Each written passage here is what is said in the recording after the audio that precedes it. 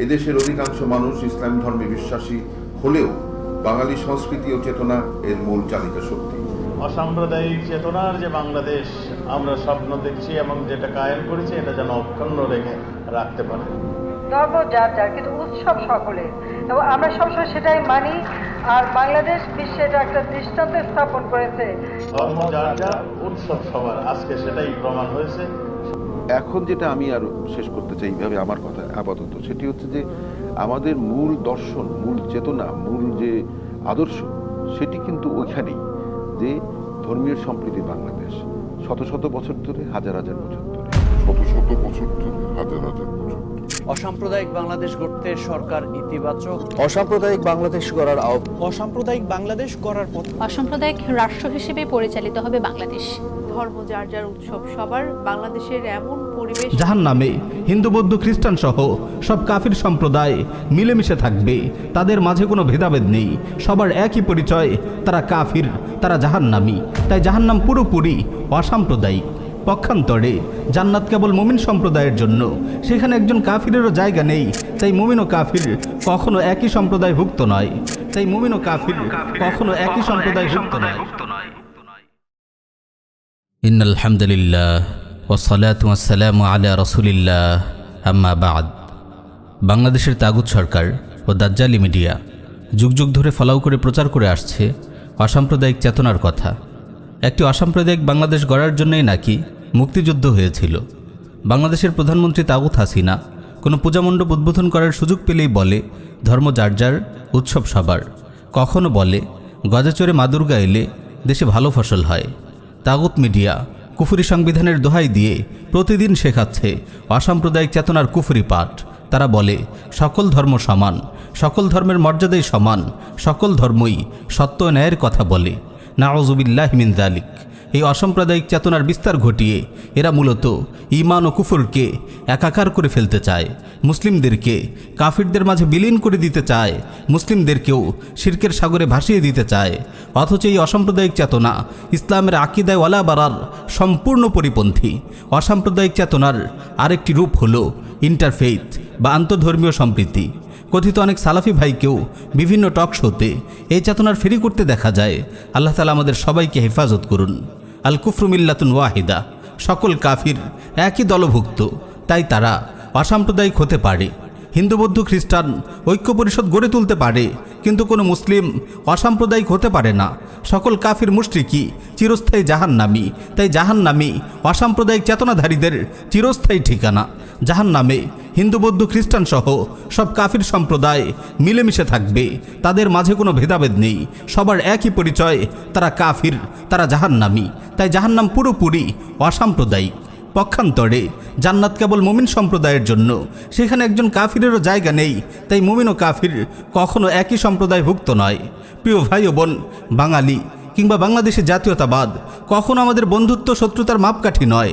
এই মাপকাঠি দিয়ে মুমিন ও কাফির সবাইকে একাকার করে ফেলার কোনো সুযোগ নেই। কাফের কখনো মুসলিমদের বন্ধু হতে পারে না, যদিও সে আপন পিতা বা ভাইয়ের মতো রক্ত সম্পর্কের আত্মীয় হয়। আল্লাহ তাআলা বলেন, ইয়া আইয়ুহাল্লাযীনা আমানু লা তাত্তাখিযু আবাআকুম ওয়া ইখওয়ানাকুম আউলিয়া ইন ইসতাহাব্বুল কুফরা আলাল ঈমান ওয়া মান ইয়াতাওয়াল্লাহুম মিনকুম ফাউলাইকা হুমুয যালিমুন। হে মুমিনগণ, তোমাদের পিতা ও ভাইয়েরা যদি ঈমানের পরিবর্তে কুফরিকে পছন্দ করে, তবে তাদেরকে অন্তরঙ্গ হিসেবে গ্রহণ করো না। যারা তাদেরকে অন্তরঙ্গ রূপে গ্রহণ করবে তারাই জালিম। কাফিররা মুসলিমদের বিরুদ্ধে ততক্ষণ পর্যন্ত লড়াই করতে থাকবে যতক্ষণ তারা মুসলিমদেরকে কাফের বানাতে পারেনি। আল্লাহ তাআলা বলেন, ওয়ালা ইয়াজালুনা ইউকাতিলুনাকুম হাত্তা ইয়ারুদ্দুকুম আন দীনিকুম ইন ইসতাতাউ। কাফিররা সর্বদা তোমাদের বিরুদ্ধে যুদ্ধ করতে থাকবে যে পর্যন্ত তোমাদেরকে তোমাদের দিন থেকে ফিরিয়ে না দেয়, যদি তারা সক্ষম হয়। প্রিয় ভাইয়েরা, বর্তমান পৃথিবীর দিকে তাকিয়ে দেখুন, আপনি কি আল্লাহর কথাকে অক্ষরে অক্ষরে সত্য পাচ্ছেন না? আমাদের পাশের দেশ ইন্ডিয়ার দিকে তাকিয়ে দেখুন, সেখানে গোরক্ষার নামে প্রতিদিন মুসলিমদের পিটিয়ে মারা হয়, মুসলিমদের উপর গণহত্যা চালানো হয়, মুসলিম নারীদের ধর্ষণ করা হয়। কিছুদিন পূর্বে সংঘটিত দিল্লি গণহত্যার কথা আপনাদের মনে থাকার কথা। আর বাংলাদেশে এসে ভারতের পাঁচাটা গোলাম সরকার ও তার চালাচামুন্ডারা সম্প্রীতির কথা বলছে। এই সম্প্রীতির কথা, এই অসাম্প্রদায়িক চেতনার কথা ভারতে গিয়ে কেন বলে না? কাশ্মীরে গিয়ে কেন বলে না? আরাকানে গিয়ে কেন বলে না? এই ধোঁকাবাজ কাফির শয়তানরা অসাম্প্রদায়িকতার নামে আমাদের কিসের সবক দিতে চায়? ঈমান ও কুফর এবং মুমিন ও কাফিরের মাঝে কখনো দীর্ঘমেয়াদে শান্তিপূর্ণ সহাবস্থান হতে পারে না। আপনারা পুরো বিশ্বের দিকে তাকিয়ে দেখুন অসাম্প্রদায়িক কাফির জোট কিভাবে মুসলিম সম্প্রদায়ের উপর ঝাঁপিয়ে পড়ছে। একদিকে তারা অসাম্প্রদায়িক চেতনার কথা বলে, আবার বাক স্বাধীনতার নামে রাসূল সাল্লাল্লাহু আলাইহি ওয়াসাল্লামের সঙ্গে বেয়াদবি করে। এই শয়তানগুলোর অসাম্প্রদায়িক চেতনা পুরোটাই ধোঁকাবাজি ও প্রতারণা। প্রিয় উম্মাহ, কোরআন সুন্নাহর বক্তব্য অনুসারে কাফিরদের প্রতি মুসলিমদের দুটি করণীয় রয়েছে। একটি হলো ইসলামের দাওয়া প্রদান ও প্রজ্ঞাপূর্ণ বিতর্কের মাধ্যমে তাদের ভ্রান্ত ধর্মের খণ্ডন। সহজ ভাষায় বললে কাফিরদের সামনে ইসলামকে সুস্পষ্ট ভাষায় তুলে ধরতে হবে। হিকমতের সাথে তাদের ধর্মের ভ্রান্তি ও গুমরাহি তাদেরকে বুঝিয়ে দিতে হবে। আল্লাহ তাআলা বলেন, উদউ ইলা সাবিলি রাব্বিকা বিল হিকমাহ ওয়াল মাউইযাতিল হাসানাহ ওয়াজাদিলহুম বিল্লাতী হিয়া আহসান। তুমি মানুষকে তোমার রবের দিকে আহ্বান করো হিকমত ও সদুপদেশ দ্বারা, এবং তাদের সাথে তর্ক করো উত্তম পন্থায়। দ্বিতীয় করণীয় হলো যতক্ষণ তারা ইসলাম কবুল না করছে অথবা জিজিয়া দিয়ে মুসলিমদের কর্তৃত্ব স্বীকার করে না নিচ্ছে, তাদের বিরুদ্ধে লড়াই চালিয়ে যেতে হবে। আল্লাহ তাআলা বলেন, কাতিলুল্লাযীনা লা ইউমিনুনা বিল্লাহি ওয়ালা বিল ইয়াউমিল আখির ওয়ালা ইউহাররিমুনা মা হাররামাল্লাহু ওয়া রাসূলুহু ওয়ালা ইয়াদিনুনা দীনাল হাক্কি মিনাল্লাযীনা উতুল কিতাব হাত্তা ইউতুল জিজিয়াতা আন ইয়াদিন ওয়া হুম সাগিরুন।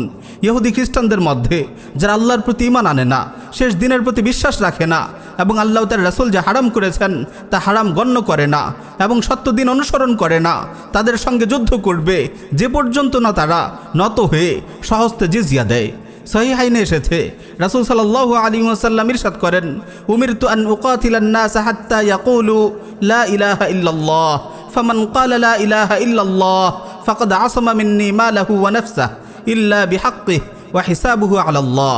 আমাকে আদেশ করা হয়েছে লোকদের সঙ্গে যুদ্ধ করতে যতক্ষণ না তারা লা ইলাহা ইল্লাল্লাহ স্বীকার করে নেয়।